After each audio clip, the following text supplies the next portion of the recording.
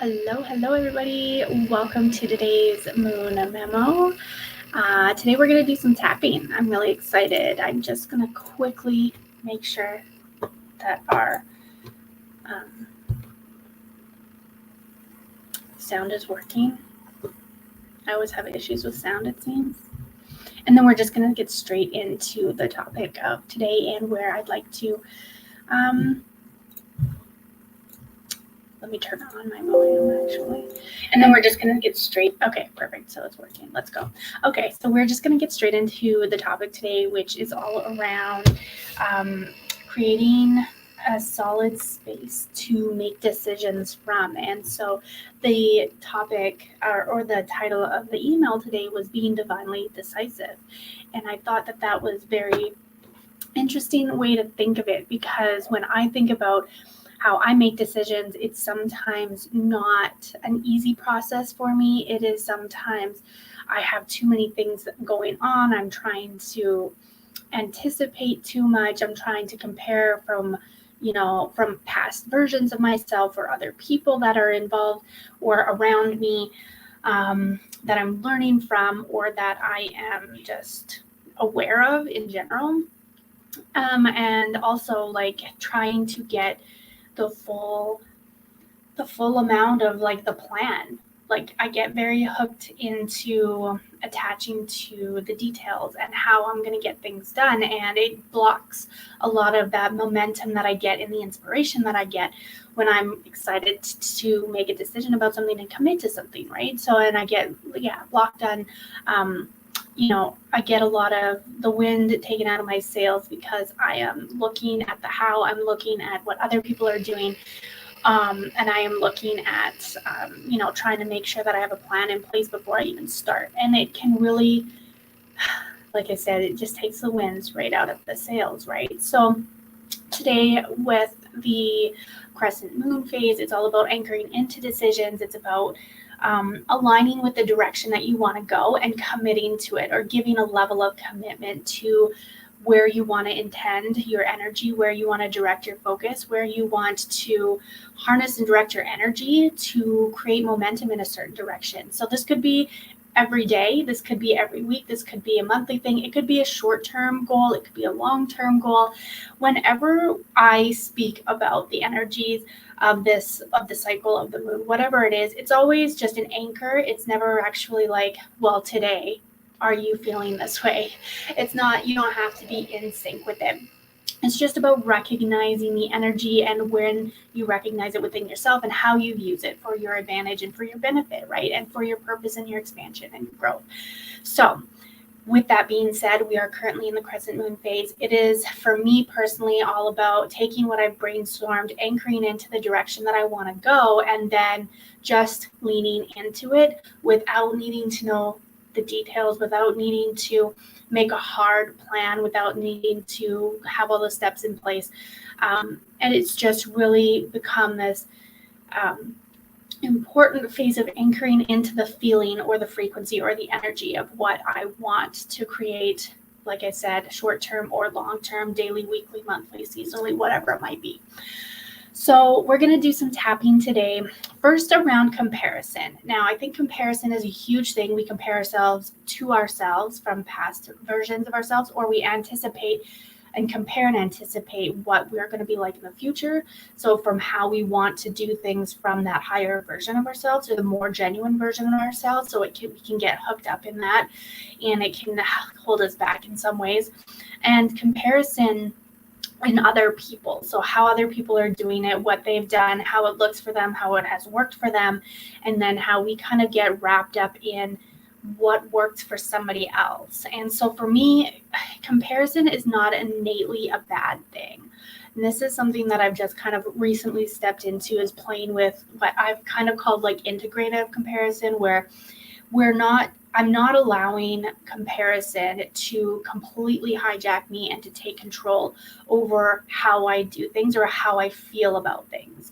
So really, if I'm comparing to somebody or to myself, and I get wrapped up a little bit in that control of like, well, it works for them, it's not going to work for me, I'm doing something wrong, look at how far they've come, look at where they're going, nowhere near that. Who am I to be this? Like that whole imposter syndrome that comes with comparison. It's only bad if we really start to feed that control and if we really give our power away to that filter of perception, because it's really just how we're perceiving the other experience, right? The external experience around us. And so when we give our control and we give our power to that perception and to that filter, that's when comparison can become like, a dream killer. So I feel like it's human nature to compare because it's something that it's something that we've grown and evolved with. I mean, we notice what other people are doing. We observe what they're doing. We try to copy it in some way, shape, or form. It's created protection and our survival.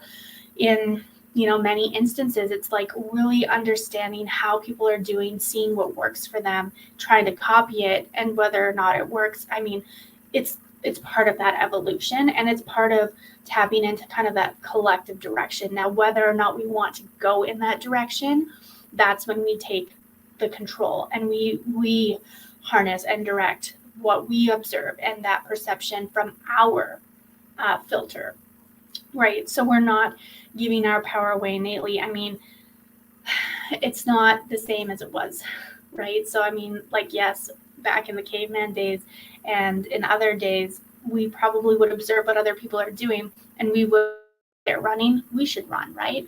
Because it's probably because of we needed to be safe, we needed to be protected, we needed that sense of belonging. And now, yes, we need those things, but they come from within, and we need to be observant about how we're going about that.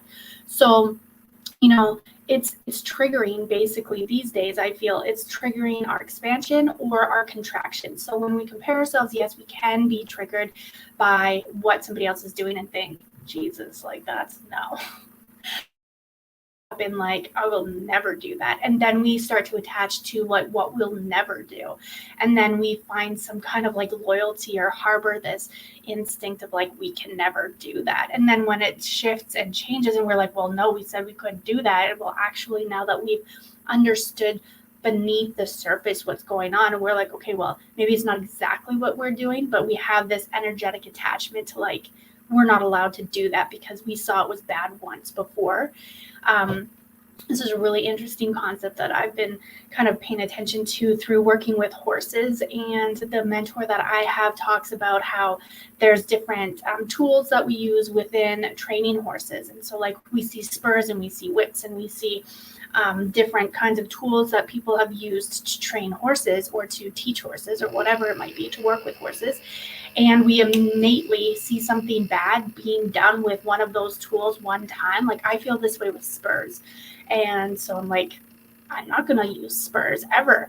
But if I detach from that experience where I saw externally, like somebody was using spurs in a very not a nice manner to me, how can I use a tool that I innately would think, hell no, because I've seen how somebody else would use it?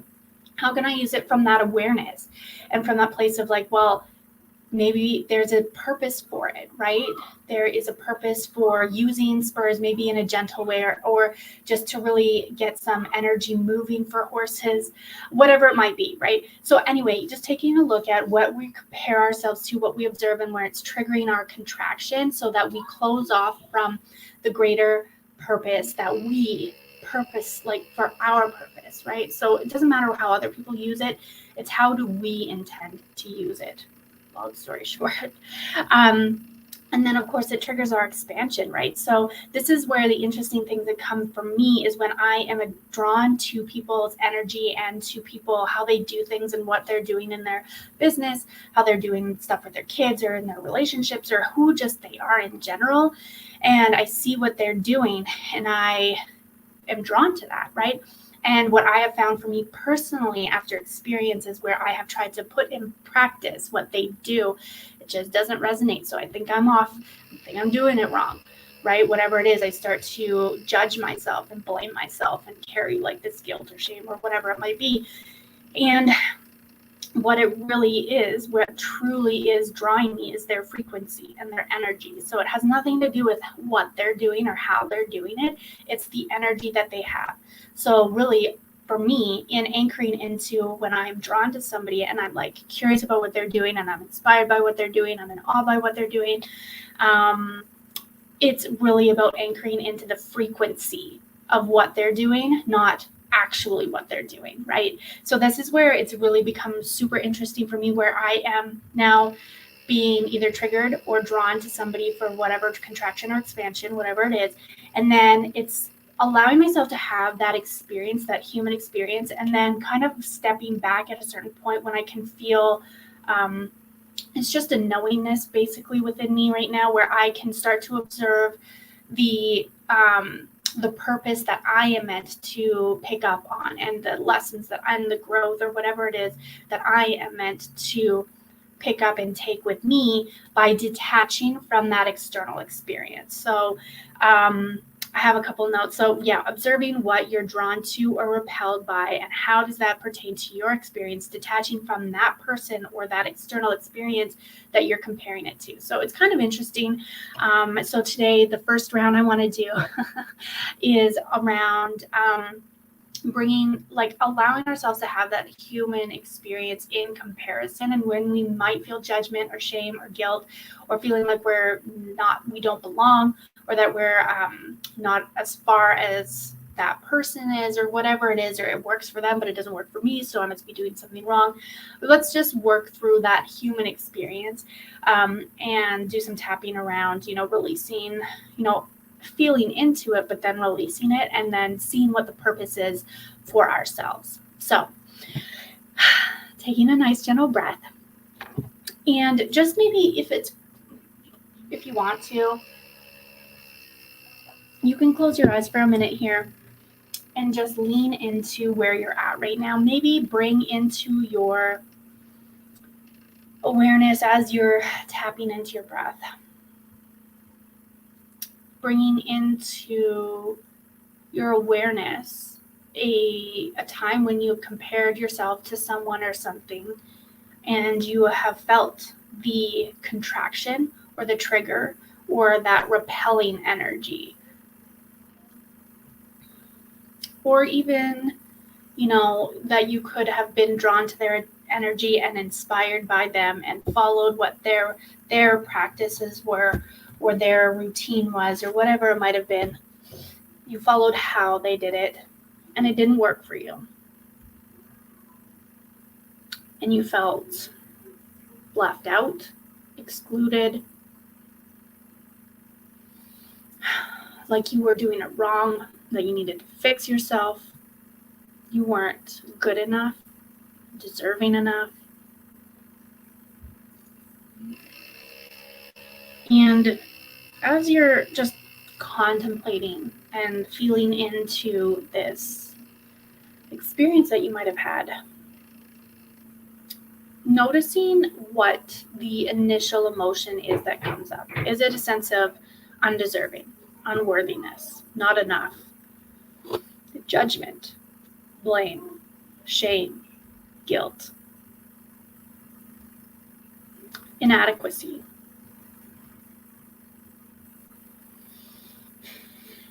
I know I've definitely felt stupid sometimes, plain and simple. Why can't I implement what that is, and why can't I follow it through? What's wrong with me?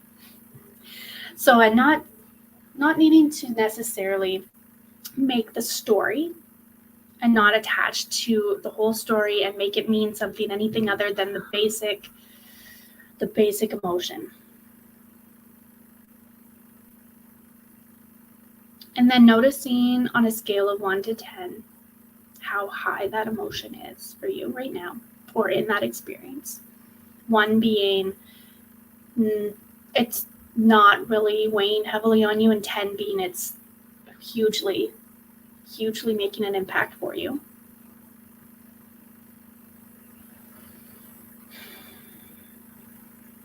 And then taking a look at where in the body you might be feeling this. Where do you hold this emotion or this thought? And if it's not something that necessarily comes to you, that's all right. But if you do sense something, usually for me, it's in the heart or the throat or the stomach.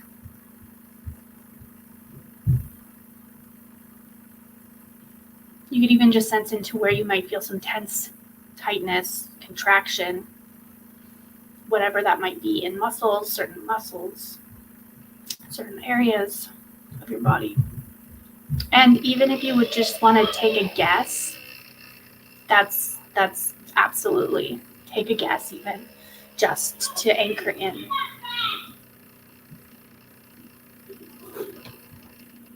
Okay, so then when you're ready, we're going to take a nice gentle breath. And then we're going to start by tapping on the side of the hand here. And say, even though I have compared myself to others, and it's made me feel like shit, it's made me feel inadequate, it's made me feel stupid, because it hasn't worked out for me the way that it was working out for them. And I deeply and completely love and accept this part of me now. And even though I've compared myself to myself,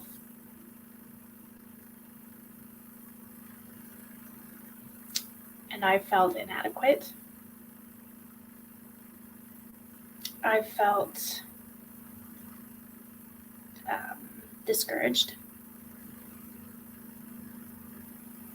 I felt like I've lost pieces of myself, like the spark has gone away, because I wasn't able to do the way that I'd done before.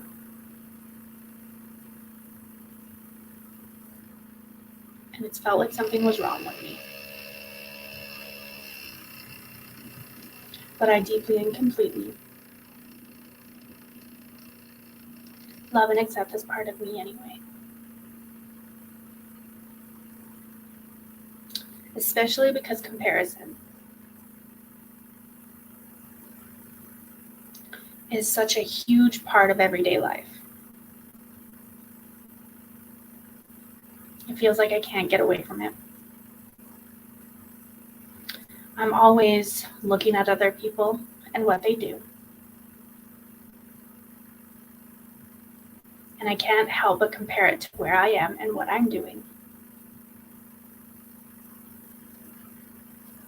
And this makes me feel really inadequate sometimes. It takes all the wind out of my sails. But I'm willing to see this differently today. Top of the head. Say, comparison is something that happens on a regular basis with me.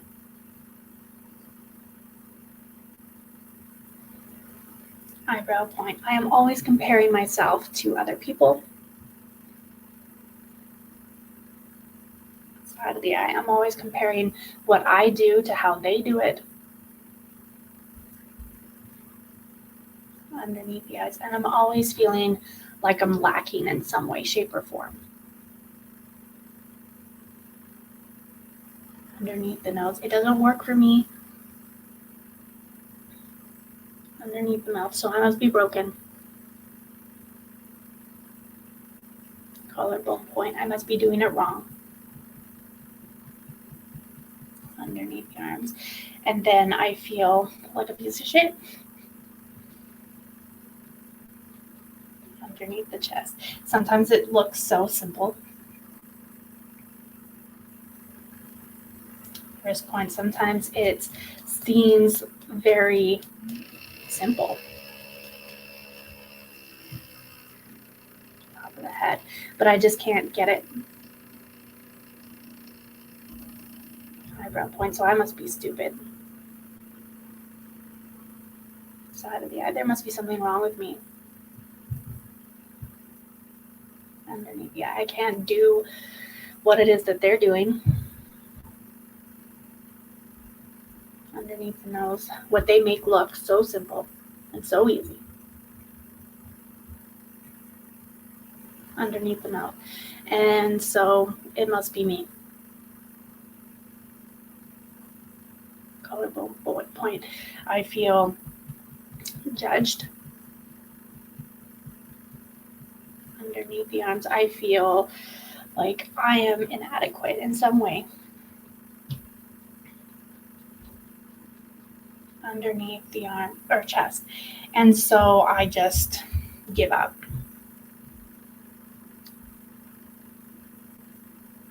First point, I just give in.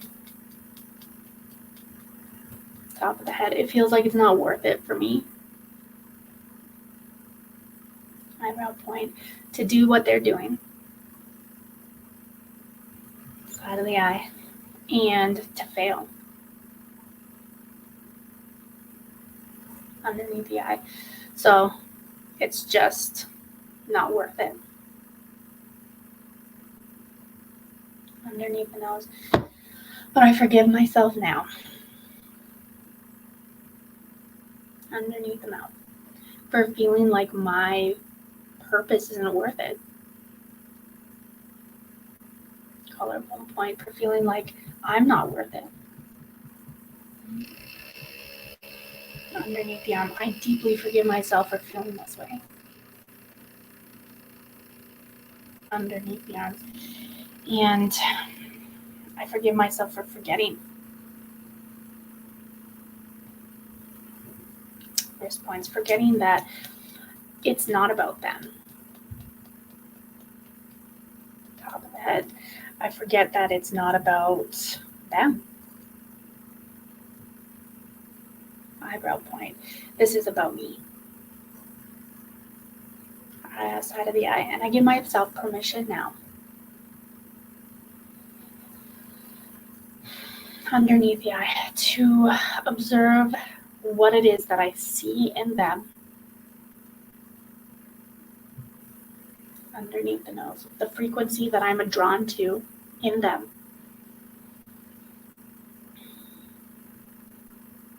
Underneath the mouth, and to see what the purpose is of that for me. Collarbone point, I give myself permission to release. Underneath the arms, the comparison that I feel for the other person. Underneath the chest, and I give myself permission. This points to take the information I've been given. Top of the head, from a neutral and observant place. Eyebrow point, and to anchor into how it makes me feel.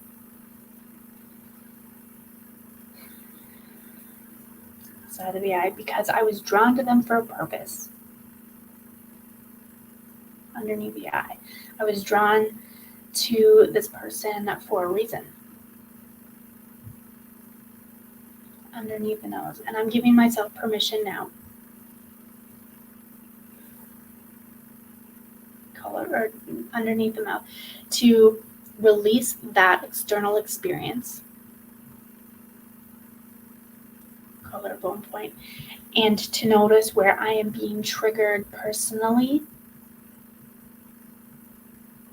Underneath the arms, for my contraction. Underneath the arms, for my healing and processing. Wrist points, and for my expansion. To anchor into their frequency. Top of the head, and to make it my own. Okay. So taking a nice gentle breath here. And if you have water, take a drink of water. And just leaning into what that meant for you when you compare yourself to another person, how it's only natural to have that human experience of attaching to them, to the external experience, to the external person, something, whatever is outside of you.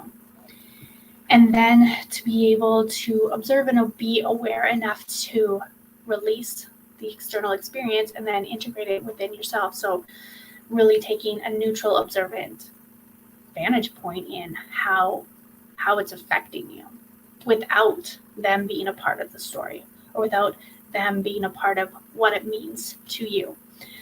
So, what is the purpose for you in the trigger, in the expansion or the contraction?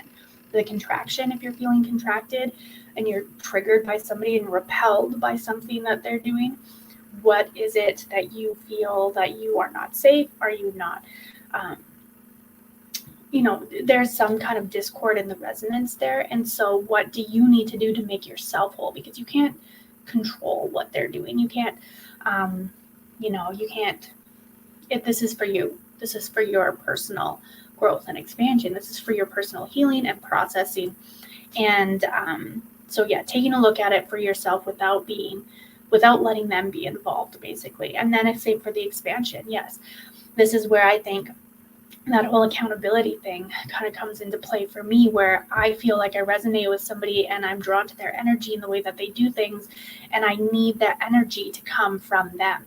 And that's not healthy either. So how do I detach from, needing them to fulfill me in some way, shape, or form with that energy or frequency?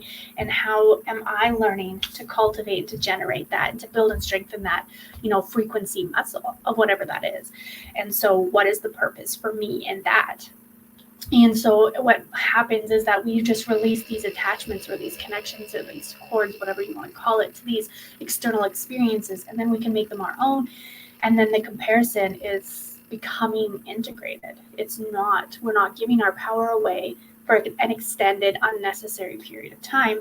We're moving through that human process, and then we're taking the higher awareness and making it our own. So really breaking away from the attachment and because the attachment is the power. That's the power leak. That's the control leak. That cord that we are attached to the external that we have no control over. That is what we need to break, and not meaning that we can't be involved with any of these people afterwards or whatever it is, right? It just means that we can't give that power, that energy, basically in that way anymore. It needs to stem from us. So the second round here, we're going to take a look a little bit more around the how. That's not our concern, because when we are, again, comparing ourselves to how somebody does X, Y, and Z, and then we try to apply X, Y, and Z and it doesn't work, we feel inadequate, we move through that process, and then we're stuck with like, well, what the hell now? How do we do it? What do we have to do? And so we disengage from the how and we start focusing on the frequency, and then how, the actions and the inspired steps and whatever else, that hell yes, hard no, in making decisions to take action or to think a certain way or to feel a certain way, whatever it might be, those start to come in when we're at that higher frequency. And so I feel like this is where it leads into, detaching from the way that somebody else is doing something if it's not working for you, and then doing it, not even doing it. Like we can acknowledge that something, we don't understand how to do something, or we don't know what to do about something. We can just anchor into that frequency and just trust that the how will become available from that higher place. So let's start there. We're going to start by tapping on the side of the hand here and say, even though I need to know how, I need to have a plan. I need to see how things are going to work. I realize this is sometimes out of my control.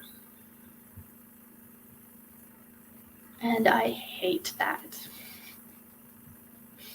because it doesn't feel safe. It doesn't feel certain.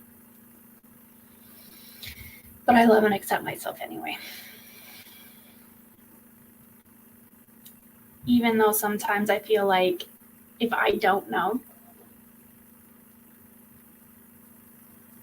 that I can't go. I can't move forward. and it doesn't make sense. I'm not clear. I'm not safe. I'm not certain. So it's a no-go. Part of me knows that this is not true, though. But I love and accept both of these parts of me now. And say, even though I get confused between the uncertainty being the message that I shouldn't do this,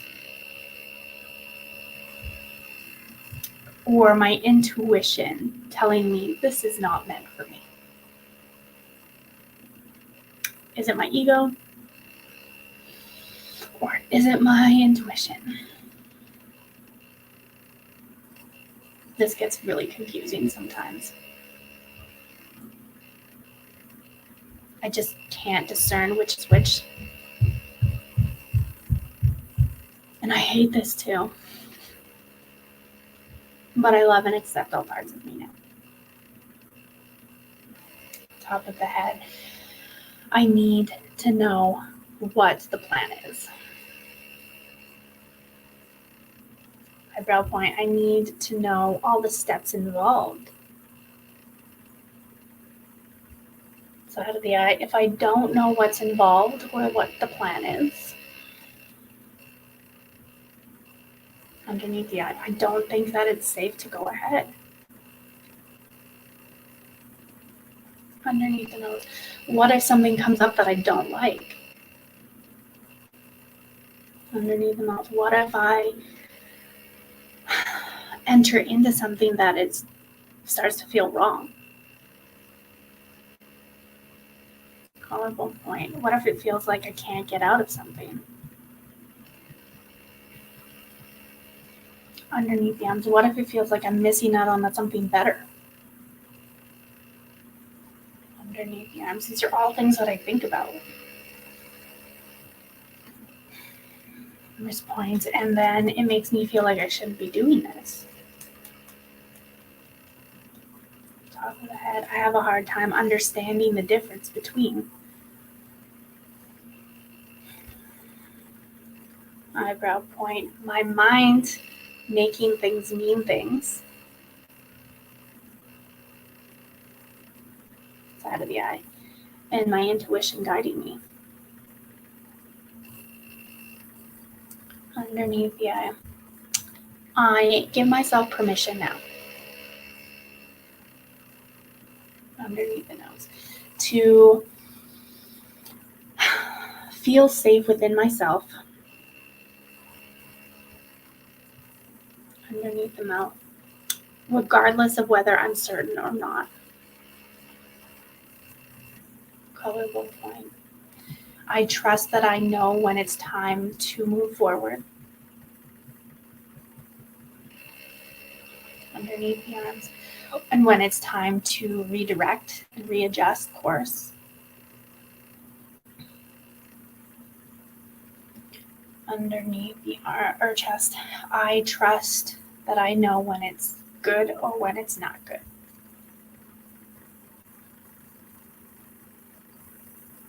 Wrist points. I'm certain within myself. Top of the head. So certainty around me doesn't matter. Eyebrow point. I trust my personal guidance.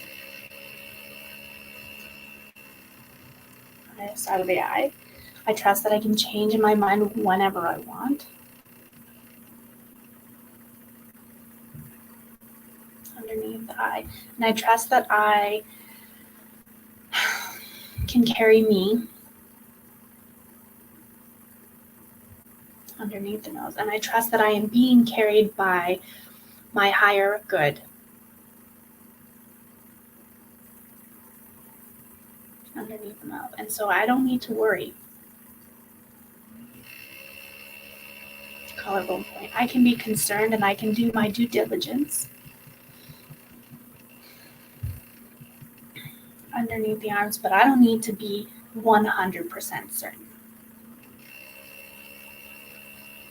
Underneath the chest. In the steps that are coming up, wrist points, I don't need to be 100% certain. Top of the head. In the plan that's unfolding before me. Eyebrow point, because I am 100% side of the eye, certain in myself. Underneath the eye, in my guidance. Underneath the nose, and in my co-creative abilities. Underneath the mouth, it's safe to be uncertain. Collarbone point with the outside world. Underneath the arms, because I am safe and certain. Underneath the chest, within myself. Okay. So, taking a nice gentle breath here and anchoring into that. Like, safety and certainty comes from within. If there's anything that we've learned at all through any period of time in our life, it's that safety and certainty does not come from someone or something else outside of ourselves. And so when we are making decisions, we need to get into our frequency from the highest version or whatever the best available frequency is. Make decisions based on that, and then allow the course of action to come, and then adjust as needed. Maybe a higher frequency is going to come through and we'll be like, no. I was thinking about this yesterday about how I am innately a very happy person, and how in certain areas of my life or certain times in my life, I have either been drawn to making decisions from a place of this is going to make me happy. I'm like following the happiness, or I've made decisions based on how do I get out of being unhappy.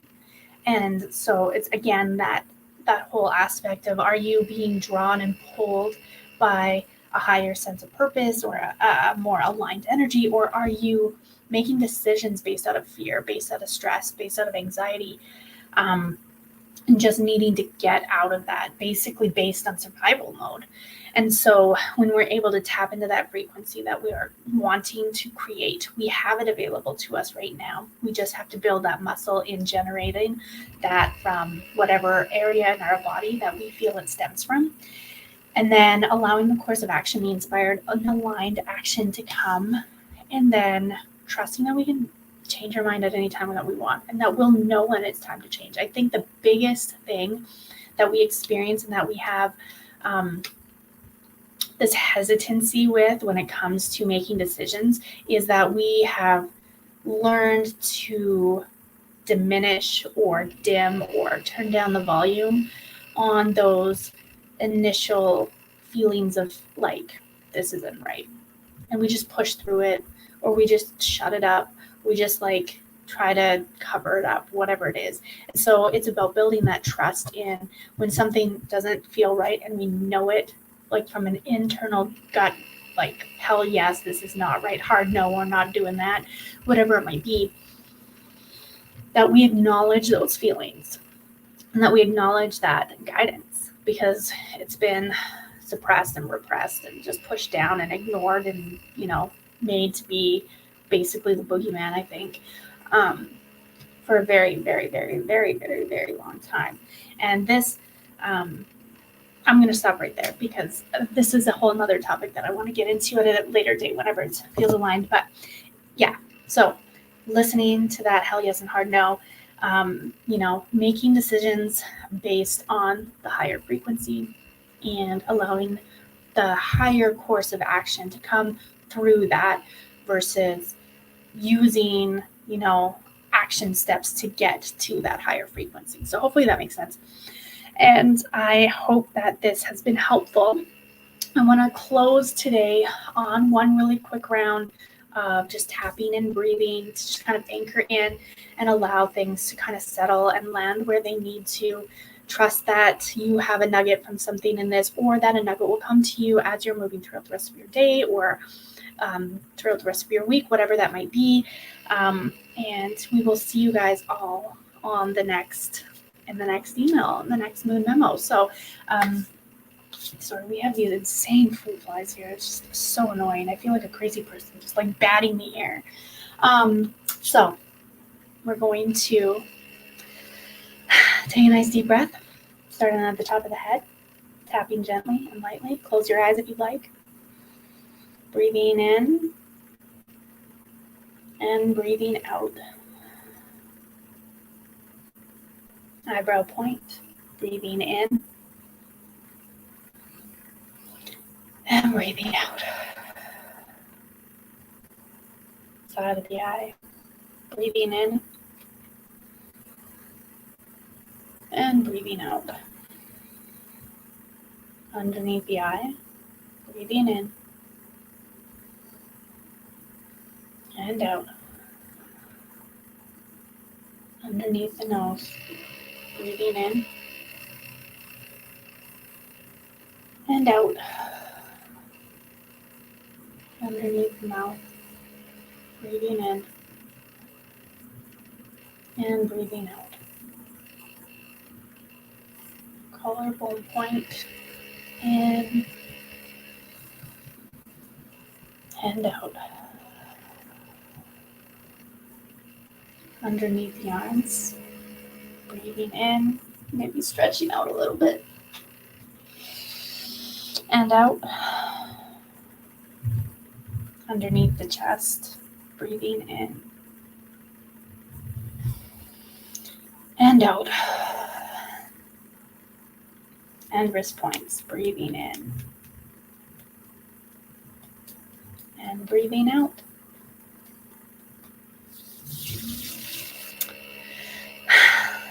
Thanks so much. We'll see you guys next time. Bye-bye.